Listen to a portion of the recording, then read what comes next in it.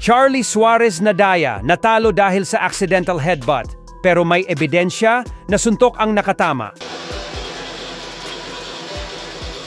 Big shot. Okay. Here comes a right. Boom, right on the eye. Blood. Where's the blood? Where's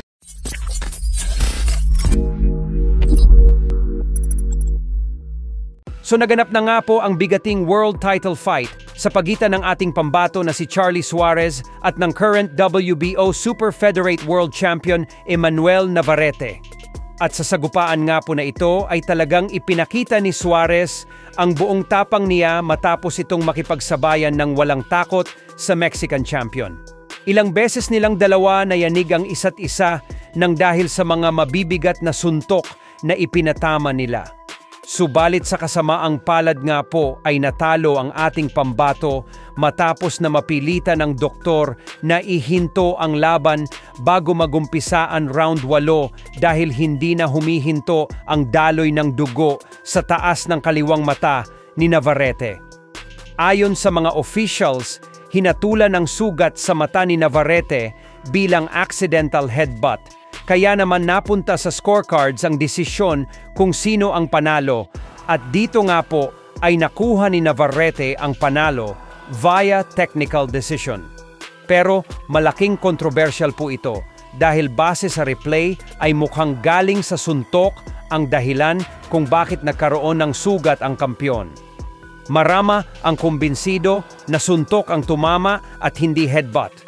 Sa super slow-mo ng video, pinakita pa nga po dyan noong tumama yung suntok ni Suarez sa mata ni Navarrete. May dugo pang makikita sa gloves ni Suarez. Kaya maliwanag ang ebidensya na talagang suntok ni Suarez ang nagpabiyak sa kilay ni Navarrete.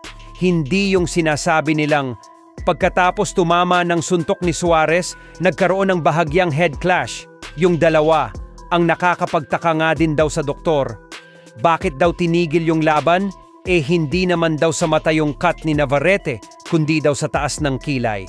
Kayang-kaya pa naman daw sana ituloy ang laban sa round 8 kaso tinigil na daw agad ng doktor. Suspecha nga po ng mga analyst dito sa Pinas, minadali daw na itigil yung laban na yan. Kung mapapansin daw, kasi humina na daw itong si Navarrete sa round 7, tinatamaan na daw ito ng suntok ni Suarez. At dahil lamang daw sa score itong si Navarrete, kaya tinigil na daw yung laban, baka daw kasi madisgrasya pa itong si Navarrete. Dahil unti-unti na itong nangihina at tinatamaan na ng mga power shot ni Suarez. Sure win na daw yan dahil tinawag ng referee na accidental headbutt yung nangyari sa round 6. Kaya mapupunta talaga sa scorecard yung resulta. Pero dahil po sa kumalat na replay ng video mula sa ESPN, nakitang-kita na suntok talaga yung tumama dito kay Navarrete. At halos lahat ng nakapanood ng mga boxing fans, mga boxers, analyst, expert, at kahit siguro hindi nanonood ng boxing sasabihin talagang suntok yung tumama na nagpabiyak sa kilay ni Navarrete, kaya siguro umaksyon na itong komisyon para hindi sila mapahiya. Papalitan na ng California State Athletic Commission ang desisyon na panalo si Navarrete at magkos gagawin na po itong no contest. Paliwanag ng komisyon na matapos daw nilang makita ng mabuti ang replay galing sa iba't ibang anggulo, ay maliwanag na daw ngayon na galing talaga sa suntok ni Suarez ang dahilan ng sugat ni Navarrete.